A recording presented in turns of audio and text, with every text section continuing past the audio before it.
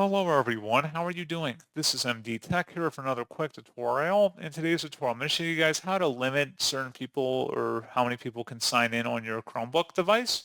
So this should hopefully be a pretty straightforward process, guys. And without further ado, let's go ahead and jump straight into it. So all I have to do is open up the launcher menu and you want to search for settings. Best result, should go back with settings. Go ahead and open that up. On the left panel, select privacy and security. And then on the right side, select manage other people.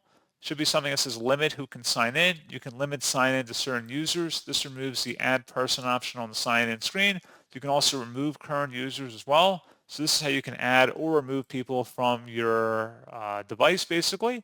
And then you just would select add to add these people and you can remove them by clicking the little X next to them to delete. And that's pretty much it. So as always, thank you guys for watching this brief tutorial. I do hope that was able to help you out and I do look forward to catching you all in the next tutorial. Goodbye.